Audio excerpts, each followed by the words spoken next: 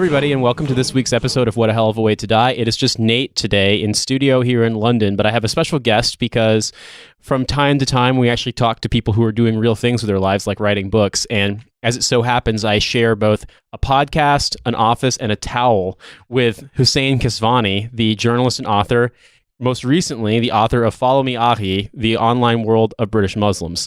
Hussein, how are you today? Dad, hello. Yes, Podcast dad. I'm podcast dad, apparently. The guy who makes my voice sound normal and fine. I'm good. So my book is technically released tomorrow, which is the 30th. So I've been doing a lot of press today. I have done 3 podcasts, which makes me a podcast king. Yeah, it's been fun. So I was reading the book last night. I went to your book launch and bought a copy and did all the literary things you're supposed to do. But one thing that was interesting to me in the prologue, in which I confess that I've only read the prologue and the parts that were excerpted in the Times and in the Guardian, was that you'd been speaking to someone who tried to recruit you to go and fight in Syria to join the caliphate, and that was where the line came from, or the title of the book came from. He basically said, "Follow me, brother, come to Syria." Yeah. So talk a little bit about how you found yourself in that situation, because I realize this is a question. It's like I sit you down, I'm like, famous author, have you tried to join ISIS? But a guy tried to recruit you, so talk to me about that. Yeah, I was just too broke to afford a ticket to Turkey at the time.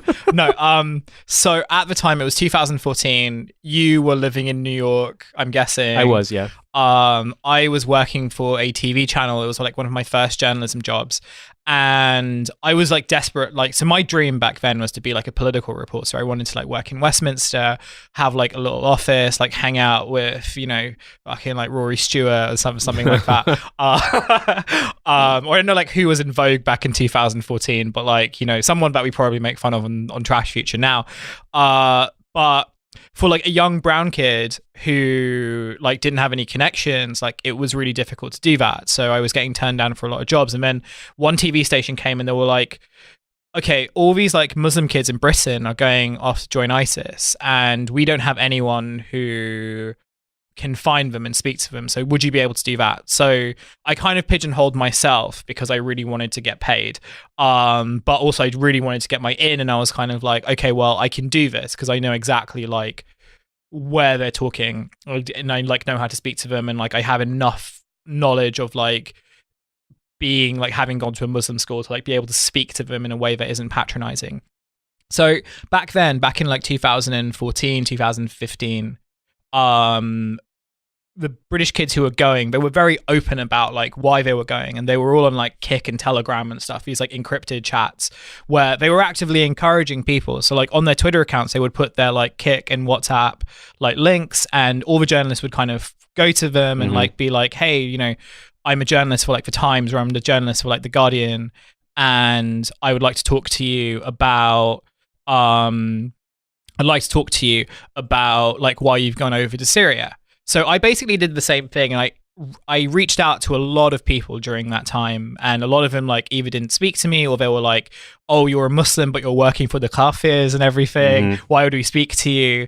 And there were a couple who did speak to me, and some of them were just pretty boring. They weren't kind of really doing anything. You could tell that they were really bored. And this one guy was the one who I kind of kept most in contact with, because he was the one who was kind of giving me a mix of dawah, a mix of kind of come join, follow me, Aki, all this conflict you have about your religion and your faith, it can all be solved when you go to Dola and everything. But at the same time, he used to just post around. He would ask me matches, scores of football matches, or he would ask me about what's going on in Britain and everything, because again, they had limited internet access. So in some ways I was acting for him as his connection back to his old life that he insisted that he didn't want, but there were definitely times when you could tell that he seemed to miss it. And at the same time, we also had a very we had similarities. So we both grew up in according to the story that he's told me. Again, I don't know how legit it is, but we both grew up in like places where there weren't a lot of Muslims around. We both grew up in like well-to-do, like middle-class families, like upper, socially upward middle-class families. They like who were fairly secular in their approach to like Islam. They kind of practiced with like a mix of like culture and religion, which created like a confusing environment. And for both of us, like the internet was like this way of answering these questions about faith and identity, which seemed impossible in our communities. So we were turning to like online communities to like answer those big questions. So you talked to me about this before, that you had been growing up as the child of effectively British Asians who were kicked out of Uganda. You grew up in an immigrant family, but you also grew up in an environment in which you felt like your parents and your family really couldn't grasp what life was like for you, like how you were having to navigate that world. Yeah. And that online forums, things like Totsi and other online forums, was sort of the opportunity for you to be anything but the kid that does what his parents says all the time. Yeah, I think that like, so I grew up in an immigrant family. I also grew up in like a shopkeeping family. And what I mean by that is like with lots of kind of immigrant businesses, like the whole idea is that like everyone in the family works in that business. So like there were a lot of parties that I wasn't allowed to go to because it was like, well, you've got to be up at 5 a.m. to help your dad open the store. You can't do like X, Y, and Z because like, you have this kind of familial obligation. So my kind of nights, my social evenings and everything was spent online. Yeah. And for my parents, it was like, coming to like a foreign country, coming from like working class background and everything. For them, it's just kind of just like work. The idea is that like, we'll get our kids to work and we'll send them to good schools and they'll go to good universities and they'll get good, stable, like jobs. And that will be kind of our form of success. Like they've made it financially and everything. And, that's a very typical immigrant story. But when you kind of couple in like religion and you also couple in a very peculiar time to kind of grow up as a Muslim. So like 7/7, like growing up as a Muslim post 7/7, like, the teething issues around faith aren't just about personal development. It doesn't exist in periphery. It's very much like post 7/7, your identity becomes like Muslim, like first and foremost. So for our American listeners who may not recognize that immediately, 7/7 refers to the July 7th, 2005 London tube bombings. There were also, if I'm not mistaken, there was also a bomb attempt at an airport too, correct? Yes. So in effect, it was the equivalent to 9/11 in Britain. At the time particularly, and you were what, 13 or 14? I was at 14 at the time. I was in secondary school at a very like white grammar school in Kent. And it was the first time where it was like my Muslim identity was like sort of confronted. Also because the guy who did it, Muhammad Sadiq Khan, like, and his kind of companions, they were all like Pakistani Muslims who, for all like intensive purposes, like looked like me. Yeah. So it wasn't even the case where I was like, well, these guys are Arab or they're like black Muslims and stuff. Like they were South Asian Muslims, and coming from an environment where the only South Asian Muslim that like lots of your schoolmates know is you, like that confrontation is inevitable. Like you can't get away from that. So it was the first time I was really thinking about like, well, if I'm being given this identity by both my colleagues, by my teachers, by the state, especially like because post 2007, the PREVENT program, the UK's like counter extremism program, really kind of beefed up in a way that was very significant. Like it was the moment when like the notion of mass surveillance became like just this standard thing, the standard practice in counter-extremism circles.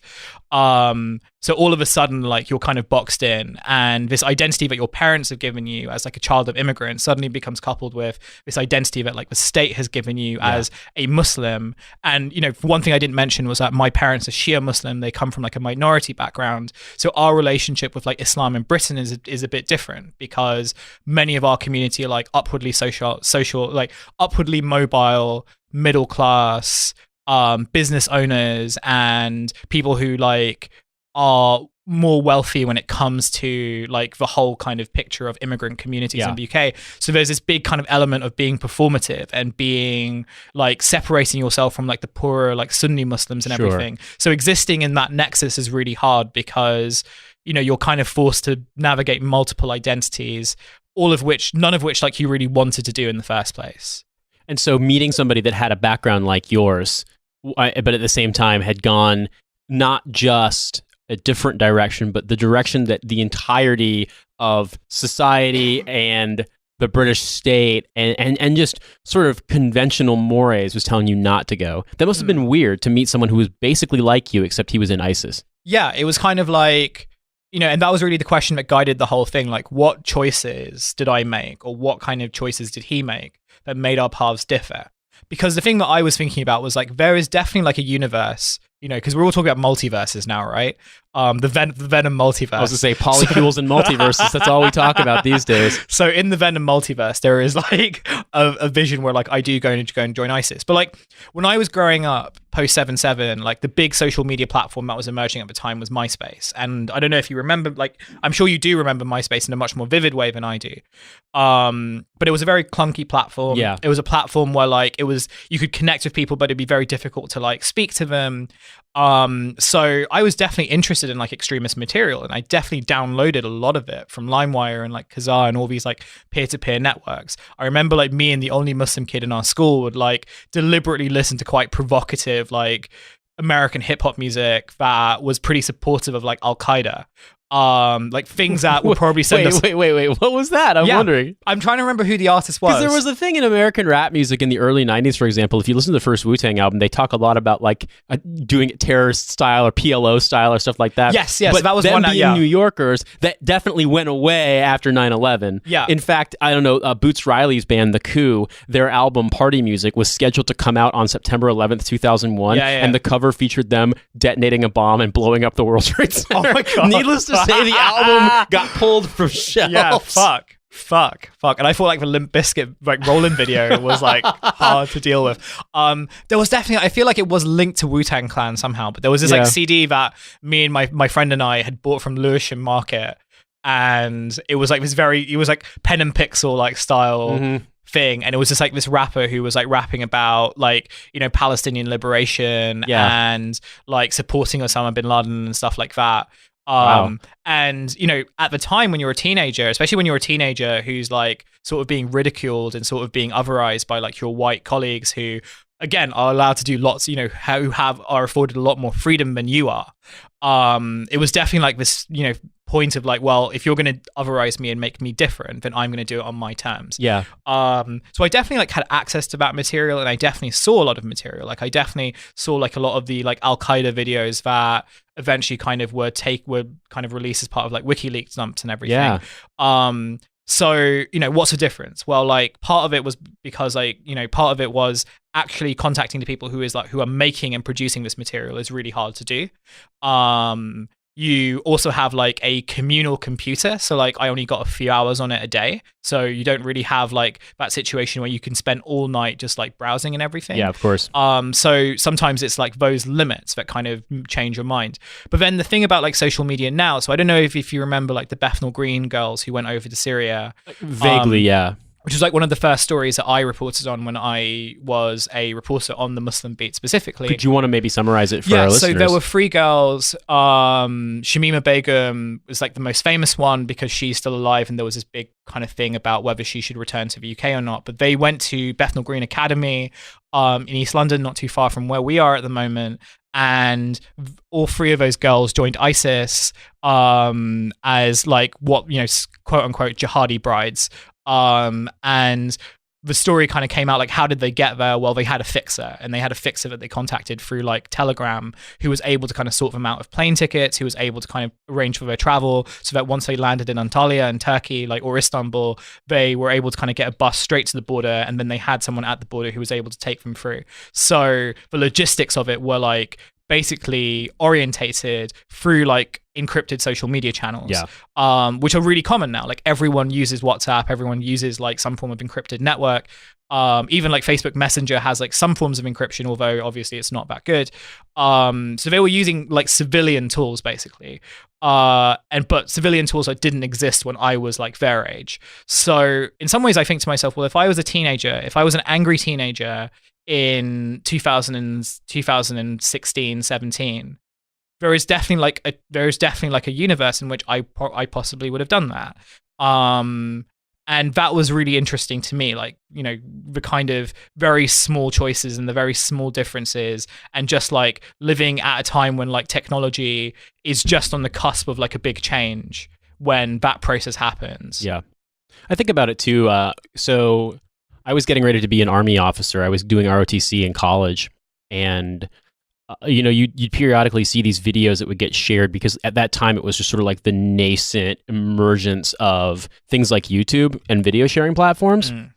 And so obviously, like, you could see things would get shared. People would have stuff on their hard drives, like videos that were shot in Iraq, where they were like funny videos of people like singing and doing shit, or like combat videos, or like soldiers doing dumb shit. But one place you could find a lot of videos was LiveLeak. Yes. Yeah. Yeah. And one of the things that was interesting to me about LiveLeak back in those days, back in say 06, 07, was you would look on there, and in the comments would be jihadis or jihadi supporters who had like avatars of like what basically resembled sort of, imagine the stupid Crusader shit that the alt-right guys do, but it's like the Saracen version of that. Yeah. You know, it's like Salahuddin on a horse, like swinging a sword, and like hadiths or like Quranic verses written in script, and they were like "Death to the invaders," LeMayo, you know, this guy just got killed, lol. And you would see videos of them. They would share videos of people getting executed, people like Iraqis getting killed by insurgents. They'd also share videos of Humvees getting blown up and soldiers getting shot by snipers and things like that. And it was the first sort of indication, because you think about it, like these people who fight for the insurgents, for one, they're propagandizing, but also they're online too. They may not be online as much as someone in the West. They may not be doing it in English, and primarily it was all in Arabic chat rooms at the time. But they're out there, and you could ostensibly talk to them. And it's not like they're going to dissuade you anymore, that you're going to dissuade them. But in World War II, you couldn't get on the forums and watch the Germans posting videos like LeMayo, that dude got sniped, and now you can. And that's only gotten more intense as time has gone on. And I think about that, because I mean, I remember seeing, around the same era. Did you ever see that video, Dirty Kufar? Yeah, it was like one of my favorite videos. The rap song, I remember watching it and laughing at it with my friends, and like my non-ROTC friends were like, dude, that video's fucked up. And I'm like, no, it's hilarious. And like, but what about the scene where the guy's like fucking shooting a dude with an assault rifle? And it's like, yeah, well, I mean, I just thought it was hilarious that the jihadis made a music video. A teacher of mine got very angry with me and my friend because we were playing it during like a music lesson. Oh, wow. Because we just found it hilarious, but they were just like, do you know how like offensive this is and everything? Yeah.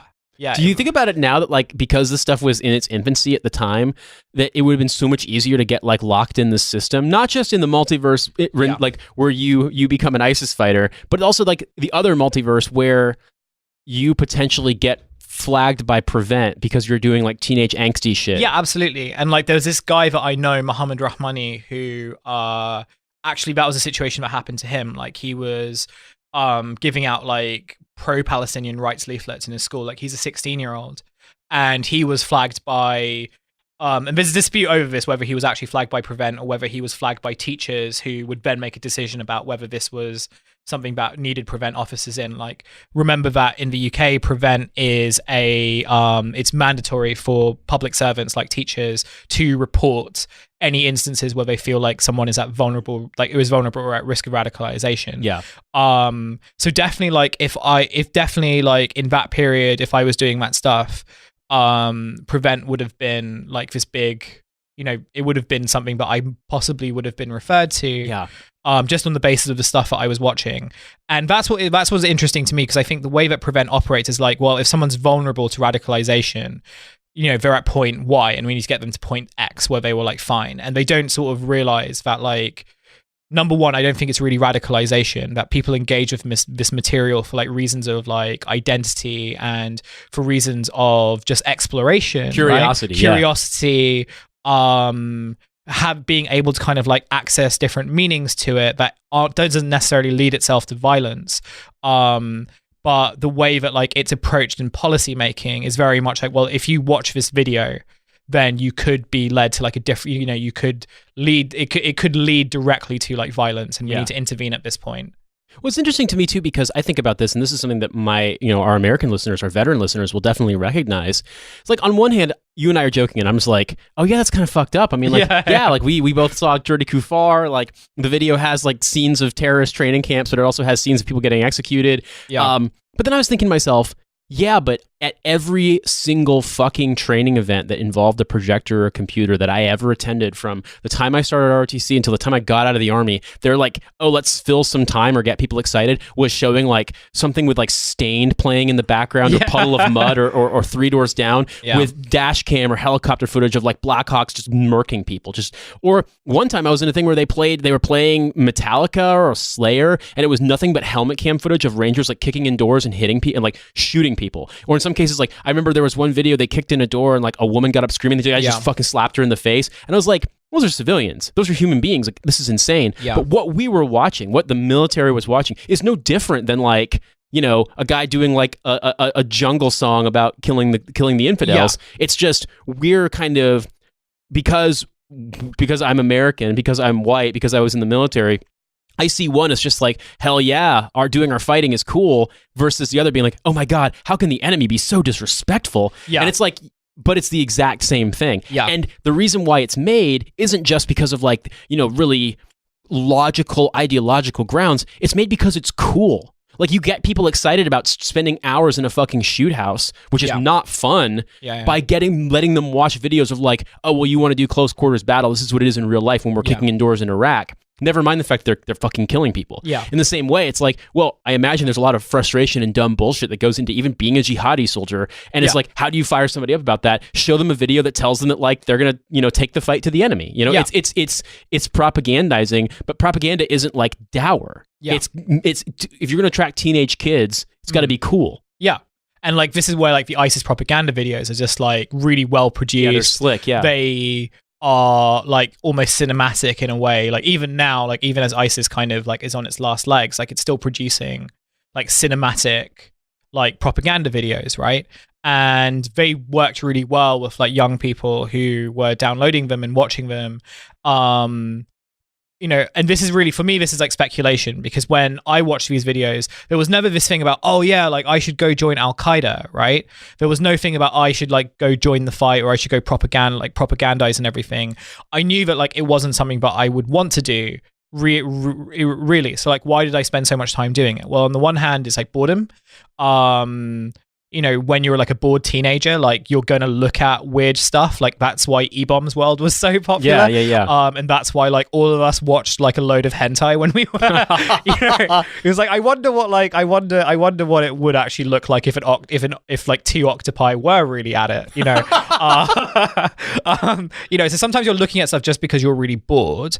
And then you do think that like, oh, it's cool, or like, you know, well, everybody of a certain age who was ever on the internet, particularly on stuff like the awful forums, can probably recall when they saw the Chechen beheading video.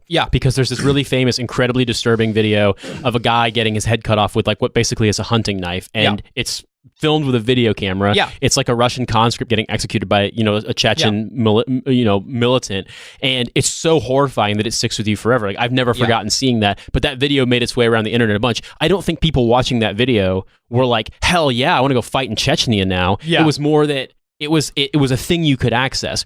And the platforms were less developed for screening that stuff out back then. In the same way that you used to be able to get, you know, really easily get pirated movies and stuff off of stuff like LimeWire and Kazaa and things like that. I hate it when I'm like trying to download a jihadi video and I end up watching Cheaper by the Dozen too. I hate it when that keeps happening. Oh my God, yeah. I look at that stuff and it's like, I think you're right. There's the morbid curiosity aspect. But when the state finds out that you've been looking at a video, if you're me, they're like, that's fucked up. You shouldn't look at that. If you're you, they're like, are you being radicalized? Are you going to join ISIS? Well, you know, like that was also used as evidence in some aspects when it came to like counter-terror arrests. So like the case with like Talha Hassan, for example, the evidence. Could you spin that one up first? Talha Hassan was, I don't know like the full story. I know his brother pretty well, Hamza, but he was arrested when Theresa May was Home Secretary, actually, because on accusations that he was moderating a website that was putting out jihadi material. And they use evidence based on like the fact that because like Tullow was someone who was interested in Islamic theology, conservative Islamic theology, so they used like a bunch of like documents that he had on his computer as evidence of like him being a propagandist. Now he's now released, but he was like in a supermax prison in the United States. Oh wow. Because the material that he supposedly accessed was based on a server in the United States. So his first time there was like as a prisoner, and he was like in some supermax prison in New York for a long time. The United States authorized a drone strike to kill Anwar al-Awlaki and killed his 16-year-old son, who was also an American citizen. Both of them were U.S. citizens. And Anwar al-Awlaki's crime was running a jihadi news site. I think it was called Signposts or something like that. It was the one that the Fort Hood shooter, whose name escapes me, Major Hassan, I can't remember his first name, apparently accessed on a regular basis. And so it's weird that on one hand, that's stuff that if you're Muslim or if you're interested in the war or anything along those lines, you might come across. But who makes that determination? And I think it's weird, because I think about you describing in your book, talking about growing up online, in the same vein that if somebody's on an incel forum or reading that stuff, there's no guarantee that that's what they believe in. And you talk about this in your book, that there's even guys out there who are trying to like proselytize Islam on incel forums because they're saying, well, the ultimate red pill is Islam. That must be weird as shit to encounter, like knowing what you know about the alt-right and trolling and white supremacists online and all the bad faith and all the crazy hateful shit, and then have people being like, oh yeah, but these dudes are going to love Islam. That must be insane. It was weird, but also like not necessarily unsurprising, because the root of it is still the same, which is that like it's still rooted in like patriarchy, right? And it's still rooted in like male supremacy. And I've also grown, like I grew up in a practicing family, and with that practicing family, there are also like conservative elements of that, like people who believe that family events should be gender segregated, that women should wear like hijabs, that they shouldn't be working, that like men like dominate and should like run households and stuff. So in many ways, like these were things that I was familiar with, but it was just being kind of exerted through like an online language. And what like these Muslim like red pillars and alt-right people basically saw was that like, okay, so you've got this community of men who are disenchanted with like what they believe is liberalism. They're disenchanted with the idea that like their kind of casual dating lifestyle, stuff has kind of backfired. And they're now turning towards these like new innovative movements. So, but if I say that, well, like this movement, like this kind of movement that you've got so much faith in has existed for a long time, and Islam can kind of, as a straight man, Islam can give you all the benefits and more, right? Ranging from like having multiple wives to having like wives have obligations to you, both like domestically and sexually, all these things like that, really like these alt-right, these kind of like men's rights guys believe like would form like a society, like a good society. So they've got this like neatly packaged thing, right? Which they say, well, we've got like thousands of years to kind of prove this, or prove that like the type of lifestyle you want is there. So in many ways it makes sense, right? It was just that like you wouldn't really expect it, because so much of like the alt-right space in which manosphere stuff is kind of located in is so like views Islam as the enemy. Like they view like Muslim men as being like the people who are taking white women away from them.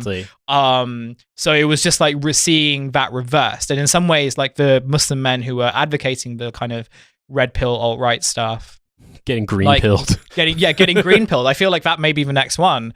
It was almost like a form of resistance. So we're like, okay, well, rather than them kind of being hostile towards Islam, like, why don't I try to integrate Islam into this? Like now, that's where like guys like Nabil Aziz come in, who like is very chummy with like guys like Mike Cernovich. And Mike Cernovich has this like really intense interest in Iranian Shiism because his wife is Iranian, right? And even he's just kind of like, hey, maybe we shouldn't be like super hostile to Islam because we can take like things from them. Rushdi is exactly the same now. Rushdi has kind of refound like Orthodox Christianity. So in many ways, it's kind of like these interactions with religion. Milo Yiannopoulos, like, he is now trying to rebrand himself as like a devout Catholic, right? So they're all like using religion to kind of take these shitty ideas that they've always had, but kind of add like a traditional gloss to it. And like, you know, the guys in the Islamic space who are doing exactly the same. It's interesting to me too, because you notice this happening, that insofar as internet culture goes, and insofar as the ways that people kind of get carried away in extreme fandoms or extreme politics or anything along those lines, it seems to me that the default setting for the internet is Islamophobic. And I don't know if that's something that you could comment on, because you've grown up online, and obviously you've also watched the world change significantly in the sense that from your adolescence onward, it's become more hostile to Islam. And you're starting to see a kind of like weird, recursive, self-referential take on things when a guy shoots up a mosque in New Zealand with a gun that's got, you know, justice for Rotherham written on it. Right. And he's not even British, but he knows of the grooming gang scandal in Rotherham because of the way that it's been transmitted to him through extremist material for white people. Yeah. And at this point, it doesn't even matter what the details are. It's it's this thing that he believes or that he professes belief in. It strikes me that anywhere I go, just as anywhere, like it started, like anywhere that internet atheists go, you'll find misogyny and Islamophobia. Anywhere that there's, I hate it when that happens. I mean, I hate it. I know, it's really kind of weird how that happens. Anywhere that there's like a kind of bro or like tough guy culture or anything along those lines, whether it's the military online, whether it's like MMA, whether it's like, you know, some kind of extreme sport, there's just fucking Islamophobia, and it's just there and it's just tolerated. And I'm wondering if you feel the same way, that's like the default setting on the internet, and how it's felt for you to navigate that, knowing that at any moment, being yourself and just being online, you might face some fucking dumbass who's gonna say something or threaten something like that. Yeah, no, it's interesting, because even in like the most obscure spaces, so like my day job, I work on like a men's magazine, and a lot of the time I spend like on fitness forums, and even in those fitness forums, there's like Islamophobic. I was gonna say bodybuilding.com is like really fucking Islamophobic, full of Islamophobia. Even though like so much of like bodybuilding history is like rooted in like Muslim countries in like ex-Soviet states, which are like predominantly Muslim, and like in MMA spaces like Chechnya, like is such an important country, but it's also like a fucking like Islamic, like one of the worst Islamic republics. But the like the the heads of the MMA like are desperate to keep Chechnya and Dagestan in the competition. So they have this like very strange relationship with Islam. Now in terms of like your question about like, is it difficult to like navigate spaces where Islamophobia is kind of just so normalized? Well, on the one hand, like as someone who's just so broken anyway, like it's, you know, you've seen like all the dumb shit before, and like I sort of feel like I entertain a lot of it. And part of the reason why like I feel like I'm fine online is because I am just so stupid that they don't really bother with me that much. But when it's someone who's very visibly Muslim, like a woman who's wearing a hijab, for example, like she will get a lot more shit than I do for like fairly obvious reasons. So like my interaction isn't as difficult as hers, even though like I definitely feel it, right?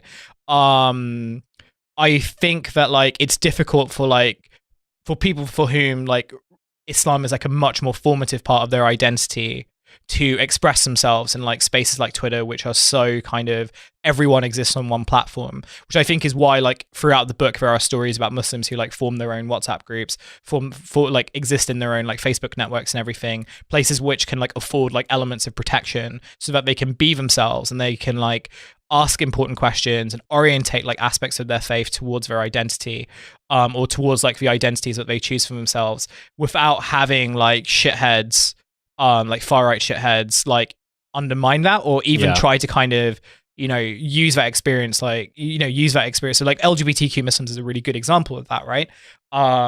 And it's like the amount of like far right people who like take the LGBTQ Muslim experience and undermine it to kind of attack Islam. So they'll kind of, and I've seen this before, like people who kind of have like atheist, like Richard Dawkins in their bio and everything, like telling gay Muslims that you cannot be Muslim and gay. And it's kind of like, well, okay, that's weird because like I grew up in like the conservative madrasa I went and they said the same thing. So it's really cool that you, contributor at Skeptic magazine, are also reinforcing yeah, or just posting anything online and it's like, oh wow, I really needed to see that photo of people getting hanged for being gay in Iran or whatever the fuck that these guys want to post all the time because they think they're going to own you somehow. Yeah.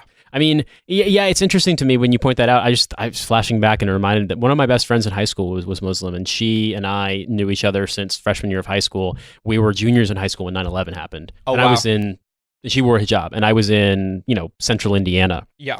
And she and I were good enough friends, and she was friends with a bunch of the guys that I swam with, that it wasn't really weird. Like, I don't know. She said that she definitely felt some like hostility in the sense like the looks she got from people, but they didn't really fuck with her. But her little brother got fucking tormented at school. He had to go home early that day because everyone was like, why did your dad do this? And stuff like that. He was in middle school. Yeah. And I just realized that when the thought hadn't crossed my mind of, I mean, in a way, maybe she didn't share with me any shit that had happened because I probably would have freaked out and punched somebody.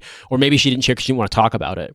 But it's entirely possible that what she went through on a day-to-day basis, like living her life, going to school, going home, spending time with her family, being out in public in Indianapolis, Indiana in 2001, that she might have gotten like horrible abuse. And it's like, that was just the reason why it didn't warrant mention was because it was so fucking common that there wasn't any point in talking about it. And it's like, it's crazy to me to think about that because I realize like we've dealt with our own things by being completely broken brained about it. You know, just like, I just tell Tom Cotton to eat my ass and go about my day. But at the same time, to get to that level of brokenness, you have to stop caring, and you don't get to stopping caring before you experience a period of time when you do care. Yeah. And I'm wondering, like, throughout this experience of growing up in this way where people have othered you because of this, or just because it's part of the dialogue, it's part of the discussion in society, like, were there times when it really got to you?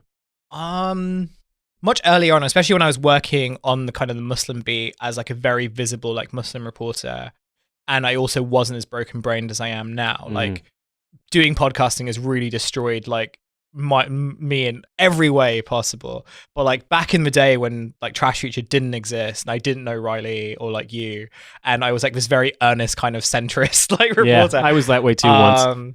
Yeah, like it would, because you're going through this identity crisis. You're also like having, and also when you're working for a news organization, you're bound by like particular rules. So when someone's trolling you, like, you can't interact with them in a way that's like offensive, because your editor will have a go at you for like punching down. Like, we had a rule in our news organization, which is that you don't punch down, which means that like anyone who like isn't another verified journalist can like say anything they want to you, and editors won't kind of see that as like a unique problem that comes with like being a person of color or being like a marginalized or like minority reporter, because they're like, oh, I see you in the same way as I see like this white privately educated political reporter, and if they can handle abuse, like, why can't you?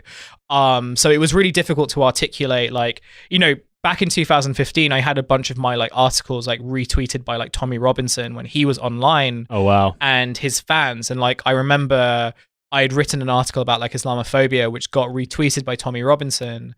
And my mentions for a week were just like people telling me like, Islam is like a filthy religion, or like, go fuck a goat and stuff like that. Like all these things that are like super common now. But I couldn't say anything. I wasn't allowed to say anything.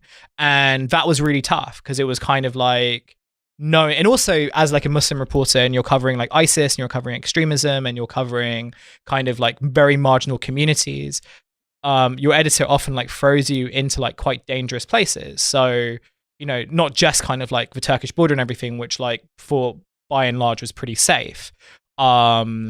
But even kind of like going to doorstep like a suspected jihadi, or doorstepping like his neighbors who are like telling you to fuck off and like are willing to get violent with you if like you ever show up at their house again and everything. Or showing up in like Muslim communities where like, you're expected to kind of get scoops about the person who went over to Syria, but this is a community that is still grieving and trying to process things.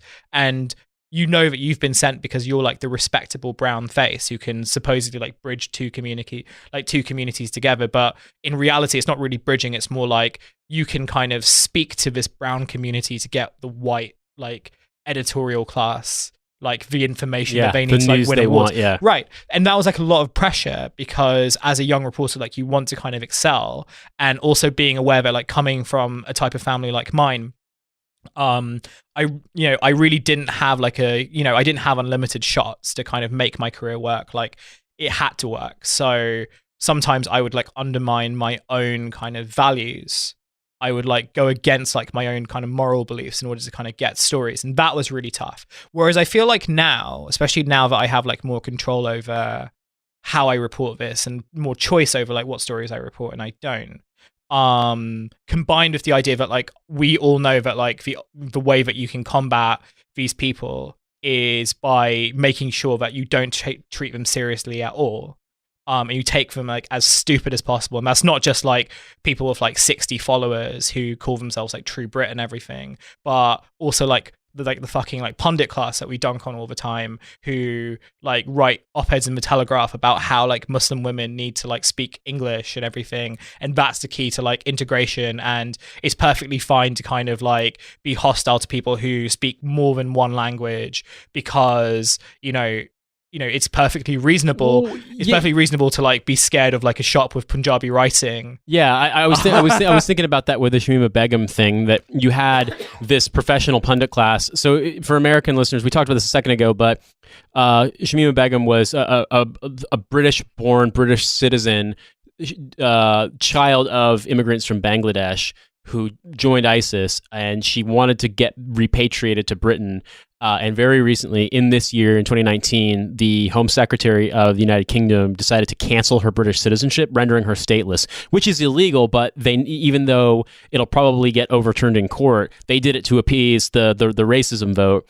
And the thing about it is, when that happened, you had all sorts of just like unbelievably horrendous dialogue around, she was never really British anyway, according to some fucking columnist, being published, in the Times, in the ostensibly respectable newspapers, not even just like the tabloids, but that was the norm. I mean, there was a fake Shamima Begum account that was getting promoted tweets on Twitter about like, I need welfare, like give me benefits and shit like that. It was just the grossest kind of thing you could imagine. And that was just completely, that was the norm. That a respectable pundit is not going to be any less respectable when he says, "Oh, well, I'm going to cast aspersions on whether or not this person can be British or not because they're not white." Whereas, no one wants to interrogate whether or not that's harmful to society, or whether or not, like whether or not there's any reason for people to just like to pretend to be shocked when people get fucking fed up at it and react strongly and don't trust the media and maybe don't trust the institutions of the state. Yeah. And so I look at that and I think also like what you were just describing too, the going in the excerpt that was published in The Guardian, you describe going and meeting one of these people in real life. Yeah. So that I really want to talk about. Yeah. I spoke to The Guardian about this earlier today. So I didn't actually, you know what? Because when it came out, I was like, I don't really think this is like the most interesting part of the book, but a lot of people found it very interesting. So, it got like it. I don't know the numbers specifically, but like the long reads editor was like, this is definitely like one of our more successful pieces over the past year. So like it hit all our targets and like went further. So I guess like it resonates in a way that's like sort of familiar to people. So yeah, like the synopsis, like I went to go meet one of my trolls. So, in the course of like writing this book, I, regularly get like things in my others box because my DMs are open, and they often come from like Islamophobic trolls who either will kind of say things like, Islam out of Britain, or it's a disgusting religion, or, just like standard Islamophobic tropes. They'll usually like post it once and then they won't post again. This guy was posting at me fairly regularly, like at least once a week. And he would just either post images or he would post like things like, Islam is like the devil's religion and stuff like that, like very hyper specific language. Now at the time, I was struggling to I knew I had to write about Islamophobia, and I knew I had to write about like Islamophobic trolling and everything. And I wasn't sure how to approach it. Because it was such like a sensitive topic and one that I knew I needed to get right. And I was like, well, okay, I could do a section which is just using data from Demos and like data collected by Telmama, and it'll basically tell a story of how like Islamophobic tweets have increased, how they've surged since like Brexit and like the election of Trump and everything, how it manifests in like different ways, like things that you will have read in newspapers or in think tank sheets and everything. I could have also like spoken to Muslims who were subject to Islamophobic trolling, and I do speak to some there, but I also felt that like the experiences are going to like largely be uniform, which is that, oh, it's an uncomfortable experience and it's like one that, attacks my identity, but like this is how I like resolve it and everything. And it would have been like a fine chapter, but it wouldn't have really said anything. So I got the idea to like, oh, maybe I should reach out to a few of them and just see, because also I'm interested in, you've probably seen this as well, like there's this narrative that is sort of used to kind of brush away any conversation around like systemic racism and the systemic idea of Islamophobia. So there are like particular pundits who are like, I reject the idea of Islamophobia in its entirety, it's anti-Muslim prejudice. And that's like a really important distinction because Melanie Phillips. Well, not naming names here. But maybe. But they come from like the people that you expect, right? They come from people who like aren't necessarily like the most kind of good faith actors. They're not people who like really have a systemic reason why Islamophobia isn't like a useful term, other than like, oh, it's letting blasphemy in through the back door, which like, number one, it's not. Number two, we live in a country where there are still blasphemy laws on the statute books. We're in a country where like there is still the Church of England is still like part of the state institution anyway, right? So like if you want to have a talk about blasphemy, let's talk about like the privileges that are given to like a particular class of like moneyed religious people. Yeah. If you really want to do that. So it's like a bullshit argument to make. So what I wanted to do was like, I wanted to show like how systemic like Islamophobia was and how the internet was like this environment which kind of showed like the inner workings, like the wiring behind this. And I wanted to show how like, this person, Phil, wasn't like, it wasn't like anti-Muslim prejudice. Like he wasn't really attacking me. Like, and even when I went to meet him, like he was perfectly polite to me. It was perfectly fine. And he treated me like he would treat any other guest in the house. And I was very surprised by that. But his thing was like, he found Islam itself to be like an existential crisis, like an existential problem, an existential threat.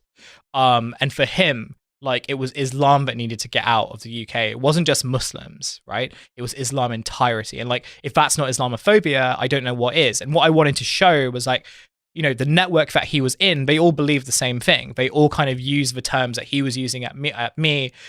He was directly referencing terms like, Islam is like evil, Islam, like, and everything. It's nothing about like being a Muslim and stuff like that. It's the kind of systemic thing.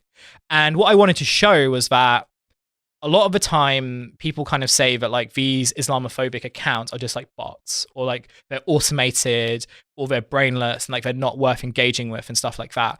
And you and I both know that's not true. Like no. I'm sure like there are bots and there are like definitely automated accounts and everything, but also like in the same with like, the 2016 election and stuff, there were real people who were like behind a lot of these accounts. I being a veteran, I experienced this a lot, that you'll find people that are extremely right wing. And like, if you go down the rabbit hole, you'll watch these people go from being like conservative Republican veterans to kill all Muslims, ban Islam, kill SJWs, helicopter memes in the span of like 6 months. And not only that, but they'll post a lot. Like the thing they say like, oh, these guys are bots because they're posting like 10, 15 times a day. No, they're real people who are like, they're real like boomers most of the time who are addicted to the internet and they're addicted to their smartphones and like.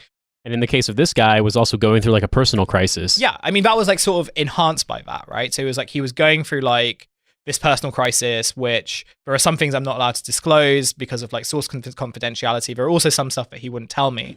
So all I knew is that like he had gone through like a divorce and like he didn't see his daughter that much, and he was working like a bunch of gig economy jobs because he had lost his like permanent job.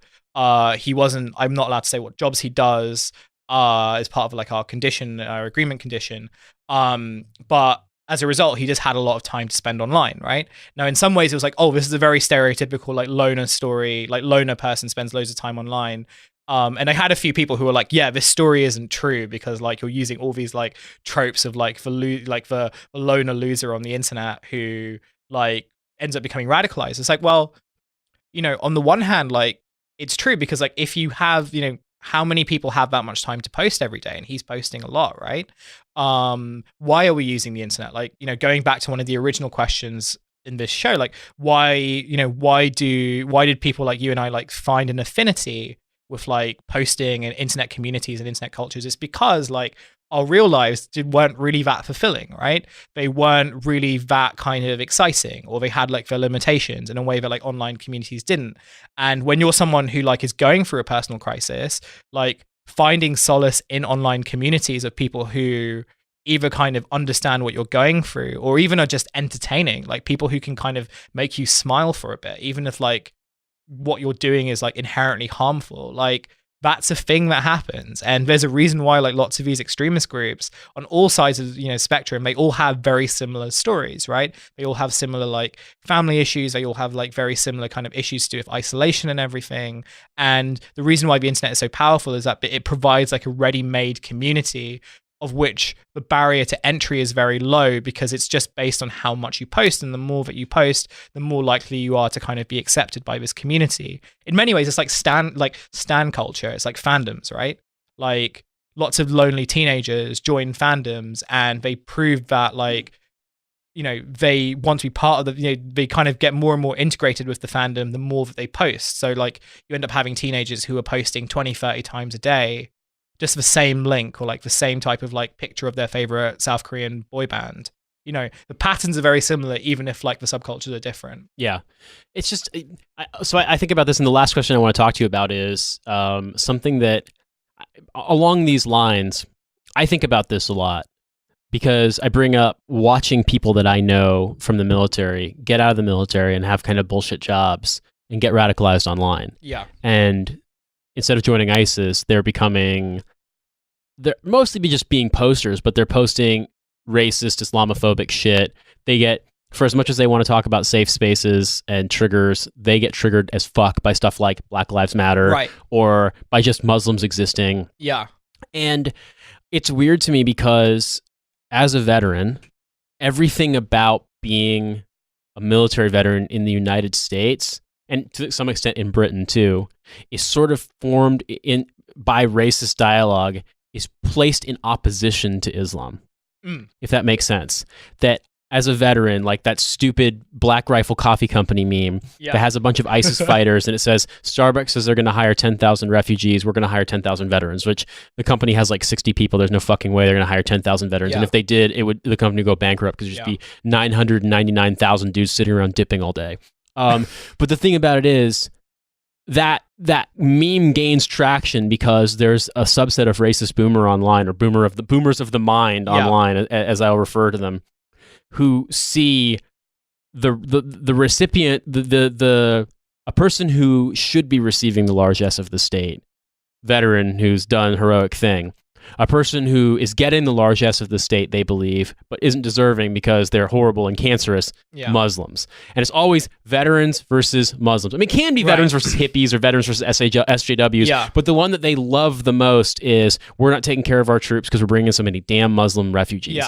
And it's weird to me because you and I have so much in common as posters, as podcasters, as people, just in terms of our ideas, just as people. I mean, we're not that much apart in age. And yet, in purest, most reductive terms, we should be at odds. I should either be punching you in the face like Maureen Todd, or you should be wielding a scimitar to cut my head off, and I should be wearing an orange jumpsuit for some reason. And it's just weird to me how that kind of reductive dialogue creates this opposition. And that there are people out there, you might have encountered online, you might have encountered in real life, who were the dudes with the Saladin scimitar fucking avatars on LifeLeak. And I might have known people who were in those videos getting fucking shot at in Iraq. And yet here we are today. We're both united by our love for our wives' boyfriends. That's a really good point. I don't really know how to like answer that, because I think in some ways, like what the internet does is kind of, as you said, but these, the guys who like are posting Black Rifle Coffee memes and stuff, a lot of these guys like live online. So for them, like, compartmentalization is a way of understanding the world. So for them, it's like, oh, Muslims, and you've probably seen this as well. Like, so people who like evidently don't have a lot of interaction with Muslim culture or anything, what they'll do like to kind of back up their point is that they'll post like a completely unrelated video. So like I've seen kind of things where it's like, great replacement threads, like the great replacement being, immigrants, like, people of color replacing white people in like Europe and everything. And when you say that this is bullshit, like even if you look at things like demographically, like if they were going to do a great replacement, like the fucking like Illuminati or whatever are doing a pretty shit job at it. Like if you look at like kind of like forecasting trends and everything. And what they'll say is not like, oh, so again, this is like, when you try to debate them and everything, they won't be like, oh, good point, good sir. Like, do I don my fedora? They'll just post some random video. They'll be like, you don't believe that like the Great Replacement is happening? Here's this video from 2007 in East London, and it's like soccer hooligans in Italy or something like that. Like, look at these Muslims running rampant. Yes, yeah. It'll be like, or like a bunch of like football Senegalese football fans in Europe. Who are all like domestic workers who have just gone to like a bar for the game, and what someone has done is like they have like put they've gotten rid of like the celebratory sounds. They've put like a hadith like in the background or something like that. Something that probably has happened. One of the ththings that I saw was just like Muslims in East London, and it's only like 10 of them or something who are carrying like the Anjem Chowdhury, like when Anjem Chowdhury is like running Al Muhajirun, like walking down Brick Lane with this flag. And it's like, well, number one, this is 2007, but also like, or like mid 2000s. And number two, like, have you seen Brick Lane recently? Like, there are not like a lot of, brown Muslim people who are living there. Like the people who live in those flats are of one demographic. And they all tend to be linked to the home counties. For American listeners, what he means is they're rich, white, British gentrifiers. They all like run like they're all like want to be like jungle DJs and everything, who just like really want to live close to Shoreditch like High Street Station, but it doesn't matter to them. Like even when you like say these things, like it doesn't matter to them, because the minute you say this, like you disrupt like their compartmentalization and therefore their understanding of the world. So for them, like the internet provides this environment where they can make sense of their surroundings. And I've kind of said this in different contexts before, like the proliferation of these like subcultures and communities and everything is very much like an extension of like capitalism. Like this notion that like living in the material world is like an inherently disorientating experience where you've got more people like working gig economy jobs, completely insecure, not sure like how they're even gonna like survive, let alone like raise a family and everything. They know that like the opportunities that like previous generations had have like slipped through their fingers, and they turn to the internet as like this way of ascertaining order. Like we were talking about like these kind of red pill traditionalists, like that's exactly what they're doing. They kind of invent a world where it's amalgamated by like Google image searches of traditional family or traditional European family, combined with like communities of people who are like, yeah, these cartoons that you found on Google Images of like a cartoon man and his wife and his kids like in a church singing on a Sunday, that's actually real, and that did happen, and that happened. That was like the norm until like the Bengalis came in and ruined everything by turning the church into like a mosque or something like that. I hate it when I have a VHS video of a wedding, but someone's putting nasheed music over it, and I'm like, this was my VHS cassette of my wedding. Who put this music? But they just did it because it's damn Muslims. Yeah, it was just like I love running like I love running a marriage video company. I'm very tired right now. Well, I was going to say we're about the end of it, so I wanted to wrap it up. So, yeah. Hussein, thank you so much for being on. Thank you for inviting me on. Follow Me Ahi is available from Hearst Publishers in the UK. There's an ebook, yeah? There is an ebook, I think. We'll I need find to out. Yeah, but in the US, it's being distributed by Oxford University Press, and it's out on the 1st of July. I will keep you posted with that, but message me at Kesvani, and like if you can't get a copy but want an e-one, I will send it to you. Thank you so much again for being on the show. So for everybody else, we have, of course, have a Patreon this week. Francis and Brock Turner are discussing the 2006 video game Psychonauts, not whether or not it's fascist, but rather just their love for its strangeness and its weird, potentially on ecstasy, extremely empathetic military figure. We also have a Discord, which is a great fan community, and if you sign up on the Patreon, you gain access to that. Francis is hard at work building the first edition of our zine, which will be coming out very shortly for people subscribed at the $10 tier or higher. And otherwise, you can follow me at In These Deserts. You can follow Francis at Army Strang. Follow the show at Hell of a Way, and also follow us on YouTube if that's how you prefer to get podcasts for some reason. Anyway, thank you so much again for listening, and we'll talk to you next week.